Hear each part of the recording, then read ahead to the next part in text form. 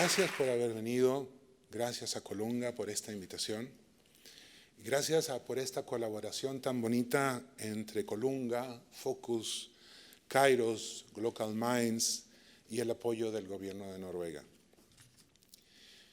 Bienvenido a todos ustedes y un saludo en especial a quienes son y trabajan en comunidades e instituciones que trabajan a diario con desafíos como conflictos o problemas donde el diálogo puede servir. Yo tengo el privilegio de trabajar desde hace 3 años para un equipo maravilloso en el Centro Nansen para la Paz y el Diálogo de Noruega. El centro tiene más de 25 años de experiencia, como tú decías, con actividades de diálogo en estos países que les mencionaba. ¿Qué es el diálogo?, me preguntan. Yo no tengo estudios de diálogo, me dice alguien.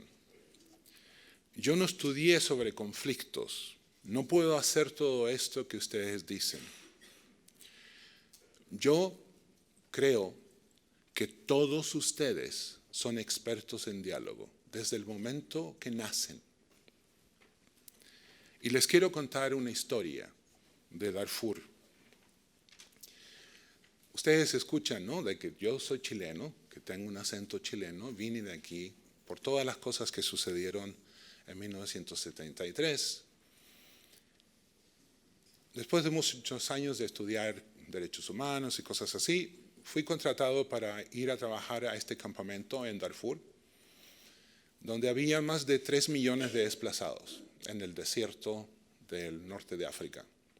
Y el campamento que me tocaba a mí trabajar y coordinar es ser una especie de lo que ustedes dirían maestro chasquilla y diplomático, entre las dos cosas. Asegurar de que el agua funcione, pero también que los grupos armados no entren.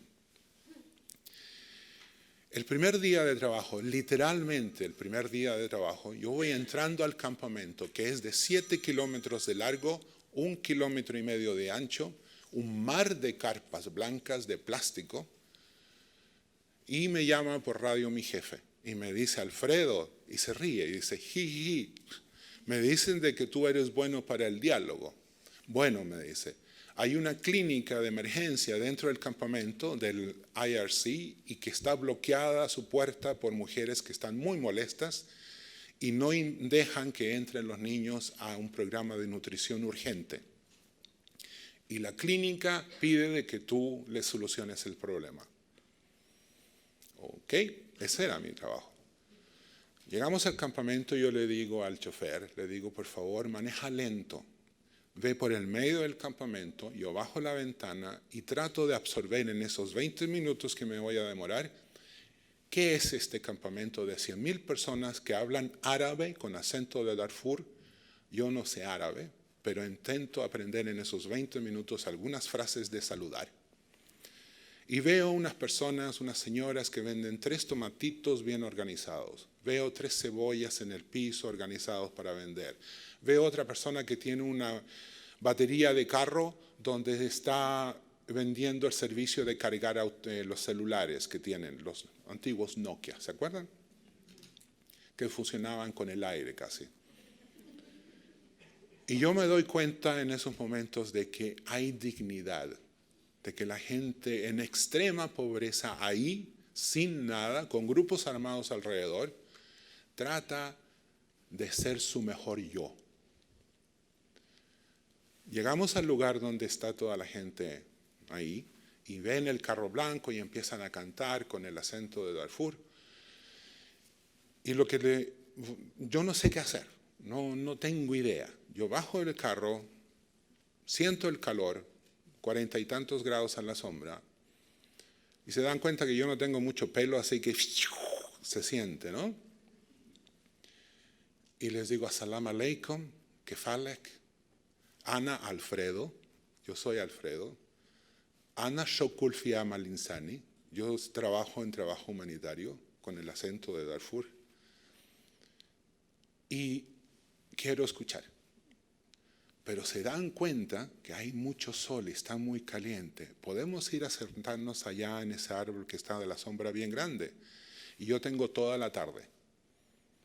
El chofer después me dice que las mujeres empiezan a hablar entre ellas y dicen, después les supe, mejor vamos a la sombra porque si no el blanco grandote se nos va a morir. Y fuimos a conversar. Y estuvimos ahí 4 o 5 horas, yo pedí agua, té, y lo que ellas querían era trabajo. Yo les dije, yo no tengo respuesta para eso, pero sí yo escucho y voy a dar el mensaje y les traigo una respuesta. Pero esa respuesta es posiblemente que la traigo mañana o el día después. ¿Les parece? Me dijeron sí. Y ahí yo encontré la forma de realizar mi trabajo, de no dar solución, pero sí de escuchar y de ser el mejor mensajero que yo podía ser. Yo no aprendí eso en ningún curso ni en ninguna academia. Lo aprendí en la vida y en tratar de ver la humanidad del otro.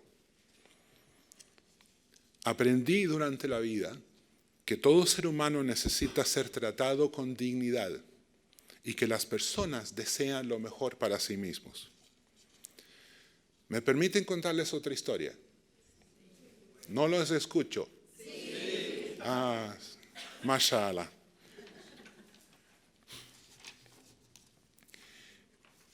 Tuve la suerte de trabajar para la Cruz Roja Noruega y mi rol era ser delegado ante la Cruz Roja Colombiana. Y fuimos a un programa que ellos trabajaban con niños en situación de calle y tenían un bus en uno de los ríos de Bogotá y me muestran una técnica que ellos han inventado y se llama la cajita mágica. La cajita mágica es una caja de zapatos vestido de colores, con una pequeña ventanita. Y adentro de esa caja hay un espejo. Y la pregunta que la gente de Cruz Roja le dice a los niños, mira, te quiero mostrar lo más lindo del mundo. Y los niños o jóvenes son sucios, tienen 3 dientes, el olor a neopren, una vida muy, muy dura. Niños y niñas que viven ahí debajo de los puentes. Abuso sexual, violencia, maltrato, han visto violencia terrible. Uno cree de que la luz no llega a ese espíritu. Y los voluntarios de Cruz Roja le dicen, te puedo mostrar la cosa más linda del mundo. Y la gente, los chicos decían, sí, por favor. Y le muestran la caja y le muestran la ventana y le dice, eso es lo más lindo del mundo. Pero es un secreto, es para ti. Dibújalo, dibuja lo que ves. Y los niños, literalmente, cogían los lápices así, porque no habían estado en escuelas. Nosotros usamos el lápiz así, muchos de ellos así, pero tenían la intención de ser vulnerables y de mostrar algo aunque ellos no supieran cómo y dibujar lo que ellos pensaban. Eso me demostró lo mismo, que la gente, todo ser humano, incluso en que está en una situación tan difícil, tan vulnerable, trata de mostrar su mejor yo y de ser bueno, de estar bien. Ahora hablemos sobre técnicas. El diálogo es una forma de comunicación que se centra en comprender al otro, en lugar de intentar convencerlos de que tú tienes la razón. Y no se preocupen de tomar tanto apunte porque me han prometido que ustedes van a recibir este guión después. El diálogo no se trata de aceptar lo inaceptable, de justificar crímenes, de olvidar, pero de entender el punto de vista del otro y también decirle todo lo que tú tienes que decir. Es una oportunidad para contarles tus quejas. El diálogo sirve para reconstruir la confianza y la colaboración humana. Sirve para reconstruir puentes a lugares donde ya no vamos. Y el diálogo es para los valientes. Aquellos que aún creen que la colaboración y transformación pacífica de conflictos es posible. Y aquí les quiero dar un pequeño secreto. Muchas personas que dicen de que hacen diálogo, en realidad están haciendo negociación. Y les voy a explicar por qué. Hay 3 formas de transformación pacífica de conflictos. Hay muchas formas de transformar un conflicto. Con más violencia, no participar en el conflicto, pero si lo quieres transformar pacíficamente, hay por lo menos 3. Me están indicando cómo tengo que cambiarlas.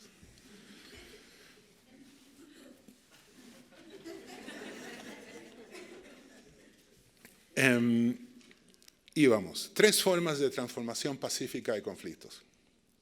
Piensen en un triángulo. Una punta del triángulo es negociación, que es entre pares o impares, pero son personas o grupos que dicen, yo te doy esto y tú me das esto. Mediación es la otra punta de este triángulo, donde las partes le dicen a una tercera parte, nosotros no podemos encontrar una solución, o escúchanos y ofrece algo a ver si aceptamos. La tercera esquina de esta transformación pacífica de conflicto es el diálogo. Y el diálogo sirve para crear la confianza suficiente para alcanzar la negociación, para alcanzar la mediación, pero de todas formas para reparar el daño que ha sucedido antes de la negociación y antes de la mediación. Y les cuento brevemente una situación. El acuerdo de Dayton en Bosnia puso fin a la guerra, creó la ausencia de conflicto, pero no creó la confianza suficiente. En un país chiquito hay 160 ministros. Hay 3 primer ministros. Hay por lo menos 2 o 3 presidentes. Depende de qué entidad se piense. Hay 26 escuelas divididas étnicamente. En una de las escuelas donde mis colegas trabajan, en la mañana van los croatas y en la tarde los bosnios. Y los maestros son separados por etnia. Entonces, hay ausencia de conflicto, pero no hay paz, no hay confianza. Y el trabajo de diálogo ha seguido su trabajo, ese rumbo durante 20 años, pero las posiciones han sido muy difíciles de cambiar. Y es en el medio de Europa.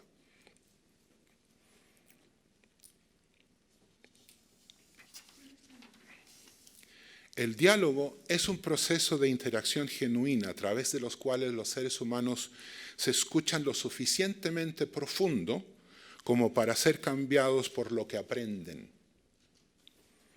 Cada uno hace un esfuerzo serio por incluir las preocupaciones del otro en su propia imagen, incluso cuando persisten los desacuerdos. Significa ser humilde. Y la humildad es muy difícil de definir en una forma consensuada. El mundo actual es muy complejo, con desigualdad social, abusos, cambio climático, noticias falsas y muchos otros miedos. Chile es un país que desea progresar y tú nos contabas todos los problemas, pero también las posibilidades que Chile tiene y su infancia tiene. Yo espero que las ideas que les voy a ofrecer sean un poquito útiles y que sirvan para hacer más preguntas y para seguir conversando. Basados en nuestra confianza en la capacidad de las personas para cambiar su comportamiento, el método de diálogo Nansen invita a las personas a un diálogo donde los objetivos son superar los prejuicios, el miedo, la incertidumbre y el odio. Y hemos aprendido que los reencuentros van en fases.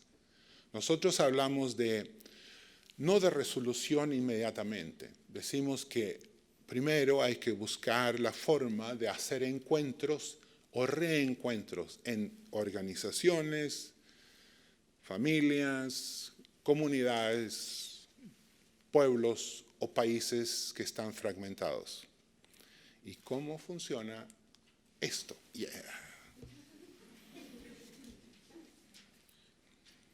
Va en fases. Y esto es una observación que el equipo de Nansen ha observado por más de 20 y tantos años de conversaciones. Yo creo que el equipo ha tenido varios miles de conversaciones de personas de crisis, de lugares, de comunidades fragmentadas que han venido a Noruega. Y la primera fase, piensa en una escalera, el primer peldaño es tratar de ponerse de acuerdo de cuál crisis hablamos. Por ejemplo, en Colombia, es la crisis del 48, la violencia, es la creación de las FARC en el 63, es la llegada de los narcos en el 80, es el plebiscito maravilloso que tienen del 91, es lo que sucede en los 2000 o es la matanza de la semana pasada de unos líderes sociales. ¿Cuál crisis?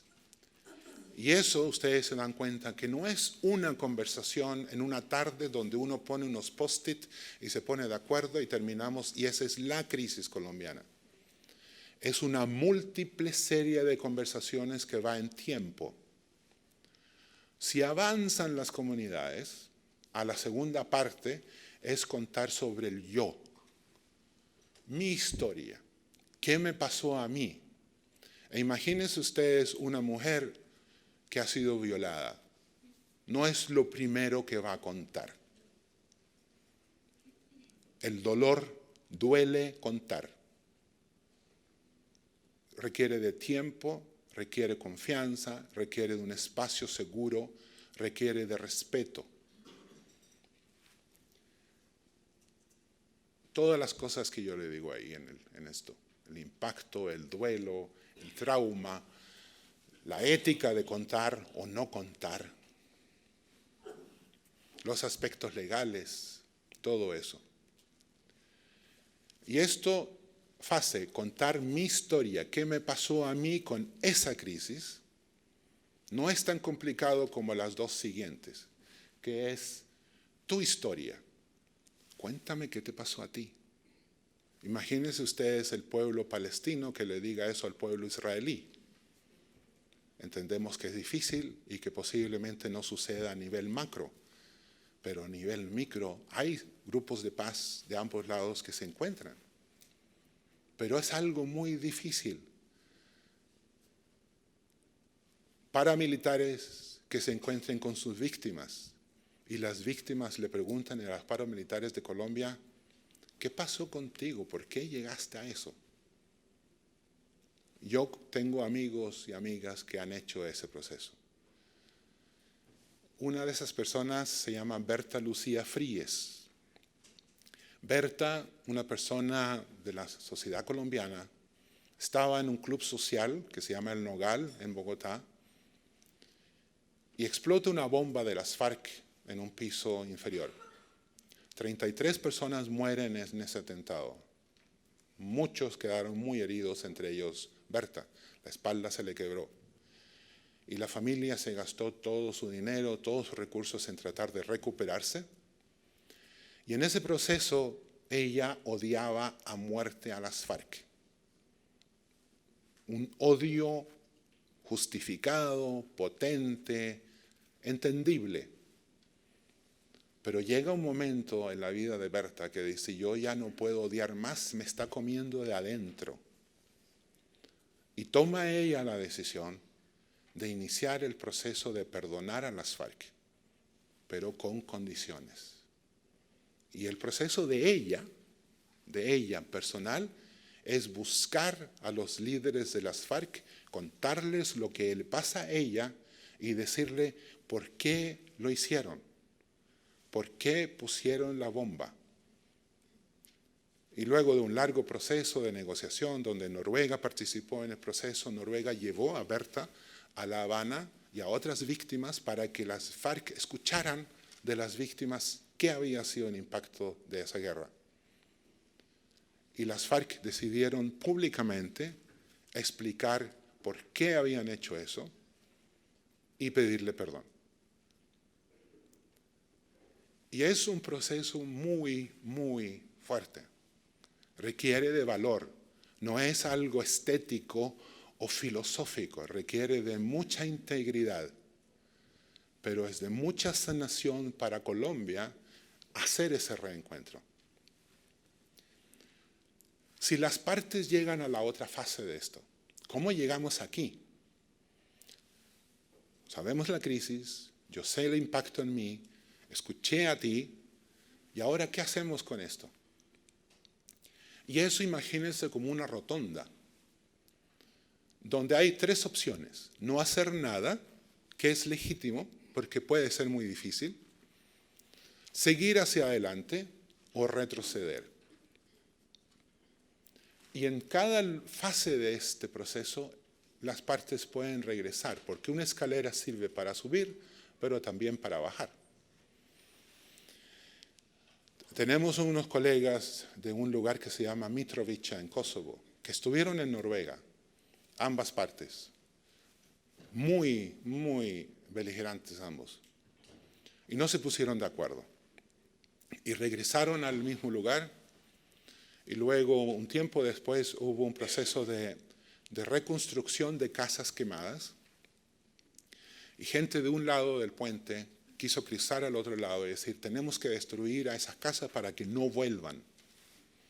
Y uno de los que había estado en Lillehammer, uno de los líderes, que no quería el regreso de esa gente, decide pararse en medio del puente y decirle a su gente, mira, yo los sigo odiando, no quiero que regresen, pero no quememos sus casas.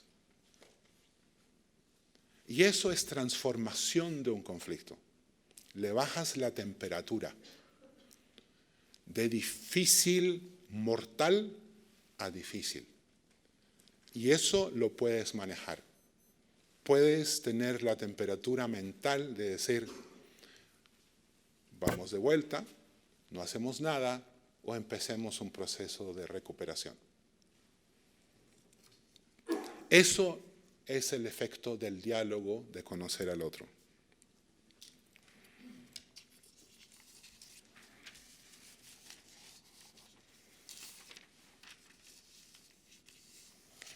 ¿Cómo usar el diálogo para prevenir y transformar las situaciones de conflicto? Es muy difícil hablar sobre temas que nos importan y nos dividen, y terminan estas conversaciones a menudo en debates destructivos que pueden llevar a una mayor división y a veces a la violencia. Las personas tienen distintas percepciones de las mismas situaciones o recuerdos. Para hacerles personal, yo con mis 2,5 metros, yo cuando entro a la casa de ustedes, yo veo todo lo que ustedes escondieron encima del refrigerador. Y es por mi capacidad física de ver un poquito más arriba. Pero me golpeo en todas las puertas. Por mi situación física de que estoy sobredimensionado. Todos tenemos eso. Tenemos una habilidad para ver el mundo según lo que nosotros somos y hemos aprendido. En este salón habrán 100 personas, 120 personas. ¿Sí? Todos ustedes tienen 120 formas de vivir en Chile. No hay una forma de ustedes que digan, esa persona es representativa por los 120 que están acá. Cada uno tiene una historia. Cómo contamos esa historia o cómo usamos esa historia para ver el entorno cuando la temperatura del ambiente es muy alta, cuando hay miedos, cuando hay presión política, cuando hay discusión sobre las aguas, sobre el territorio, sobre el trabajo, sobre la contaminación, sobre las drogas. Todos llegamos a ese punto de choque con la historia que tenemos.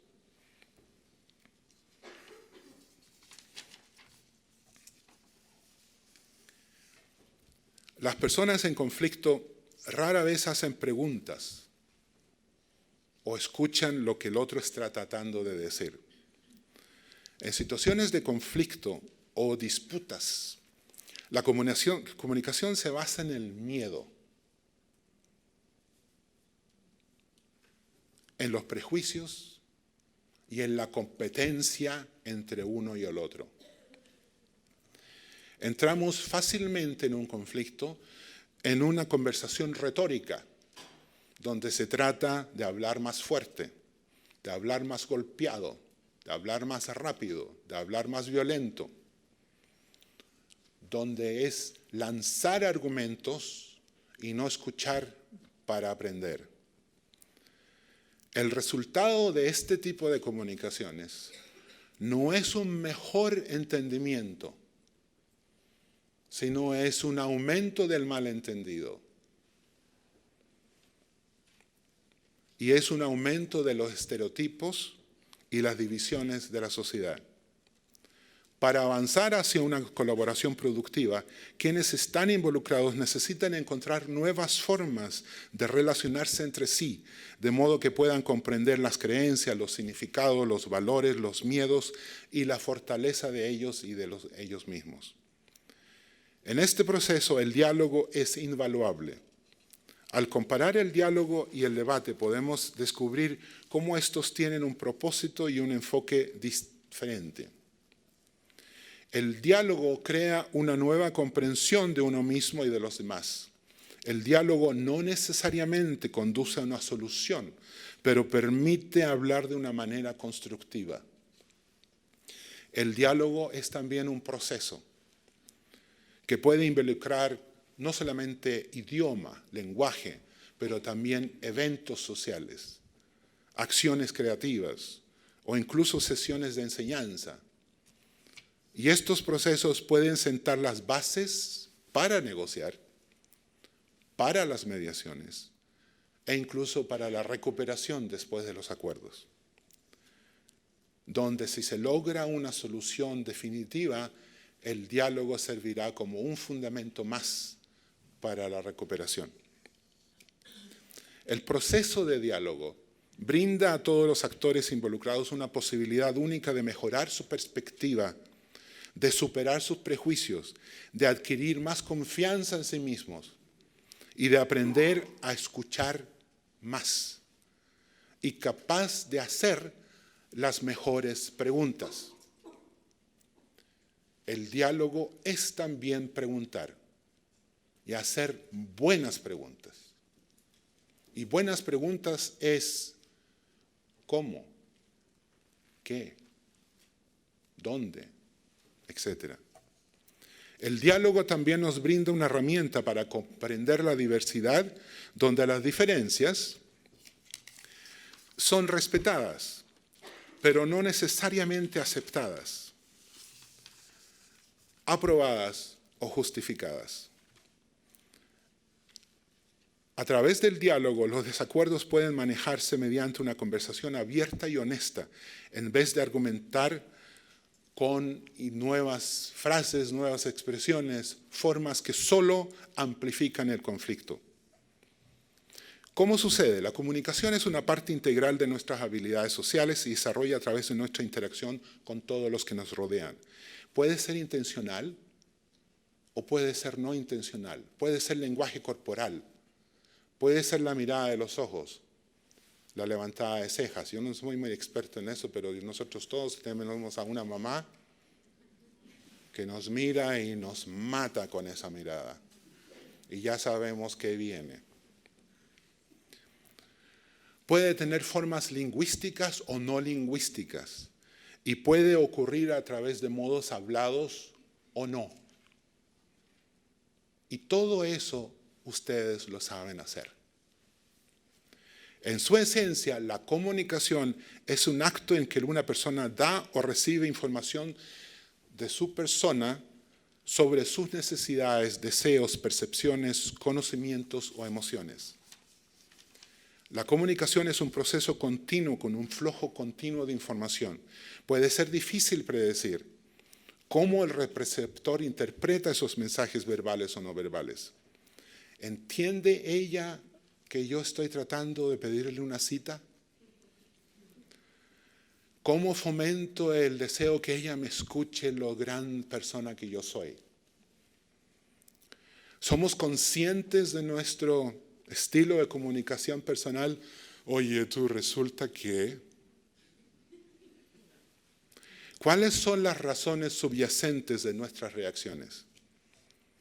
Estas son preguntas importantes que pueden ayudarnos a ser conscientes de nuestras propias emociones y necesidades.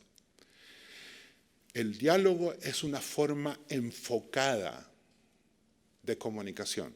Y les voy a mostrar algo. Esto está en inglés, lo lamento, pero espero que se pueda entender. 10 minutos me faltan. Este es ¿se dice en español iceberg? Una montaña de nieve flotante en el mar. La rayita ahí que ustedes ven, ese es el horizonte. Y lo que vemos es la conducta. Pero lo que está por debajo del agua, que son las intenciones, los pensamientos, los sentimientos, los valores, las actitudes, eso no lo vemos. Nuestra historia, lo que yo quiero, no es tan visible. El diálogo trata de encontrar formas de percibir lo que hay debajo del agua.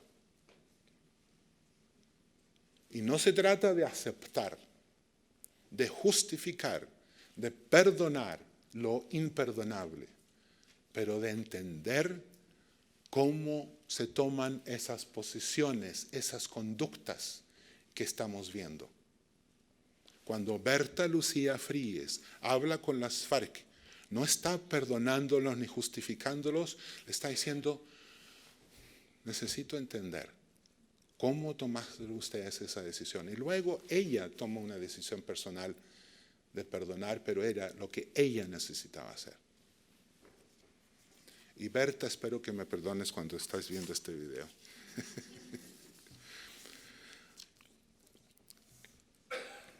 La comunicación congruente es lo que aprendemos a hacer, las intenciones detrás de nuestras acciones. Podremos expresar estas intenciones a las personas que nos rodean, pero normalmente las personas que nos rodean no necesariamente están interesados en ver lo que hay debajo del agua. ¿Por qué? Vamos a ver, próxima imagen. Miss Chile. La punta del iceberg son los hechos. Abajo están los sentimientos y en lo más profundo están las necesidades. El diálogo constructivo trata de crear la situación para que las partes entiendan sus necesidades. No aceptar, no justificar, no perdonar, pero entender las necesidades del otro. Y puede ser de derechos de territorio, de agua, de salud, de derechos públicos, derechos humanos. O, ¿por qué no lavaste los platos hoy? Pueden ser conflictos a nivel micro o a nivel macro.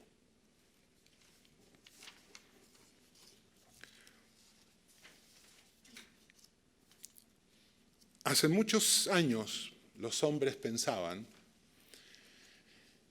que el 50% de la población, los hombres, podían decidir sobre el 100% de la humanidad.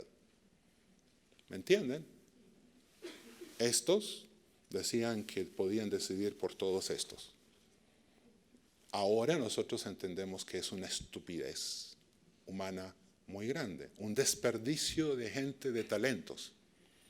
Pero hace unos años el hombre decía, mi hijita, no se preocupe, usted no trabaje, yo trabajo por todos. Y cosas así. Hay un estudio, perdón, ya me están diciendo, hay un estudio que se llama McKinsey, donde dan cifras ¿Qué significa el desperdicio, el no utilización, la no inclusión de la mujer en las tareas, en la vida laboral? En ese cálculo, y ahí está la fuente después, ustedes lo pueden revisar y todo eso, dice que antes del 2025, si hubiera una inclusividad de la mujer a mediana escala, mucho más de lo que hay ahora, el beneficio de crecimiento del Producto Nacional Bruto a nivel global sería 12 trillones de dólares. Es una cantidad enorme de dinero. Es casi 10 veces cubrir el déficit de Estados Unidos en este momento. Eso es anualmente lo que el mundo se pierde de no incluir solo a la mujer por ser mujer. Les quiero mostrar otra cosa esto. En mi trabajo anterior, con mis colegas, nosotros hacíamos análisis del desplazamiento interno por conflicto, por desastres. Y ellos hicieron un análisis con cifras del Banco Mundial y con cifras del Foro Económico Mundial. En el I y en el X está del Banco Mundial. Y las cifras que ellos ponen es el índice de resiliencia humana, que está aquí, y el coeficiente Gini, que dice sobre la distribución de los recursos. Y ustedes saben de que el Producto Nacional Bruto dice cuánta plata hay en un país, el Gini dice quién la tiene. Y el índice de resiliencia dice cuántos servicios tiene el Estado para proteger los derechos de su población. Y es un índice de resiliencia humana. Todos los países ahí son un puntito, ¿no? Cada punto es un país. Una distribución muy linda. Y luego mis colegas hicieron algo sensacionalmente simple. Ellos vieron dónde vemos desplazamiento por desastre o por conflicto. Y los marcaron todos, eso es color naranja. Y se dan cuenta de que hay una distribución no pareja. El desplazamiento está por a la derecha de esto. Los países ven desplazamiento por conflicto, por desastres, cuando hay cierto nivel de desigualdad. Combinado cuando el Estado no responde sobre cierto nivel. Entonces hay un punto de quiebre. Cuando hay desigualdad y cuando el Estado no protege los derechos de su gente, esa gente está muy vulnerable. Y sucede algo. Y sucede de que cuando hay situaciones de riesgo, de tensión social, de tensión política, de un riesgo externo, de un terremoto, de un maremoto, de un incendio, de un problema de aguas en Osorno, contaminación en la costa, el tejido social vibra y suceden cosas. Y el tejido social es muy importante que conversemos un poquito. ¿Me quedan 5?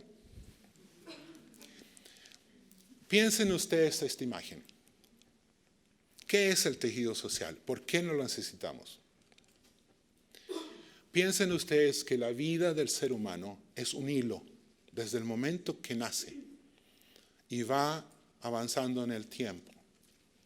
La vida mía, aquí en este cuarto tenemos 100 vidas, 100 hilos.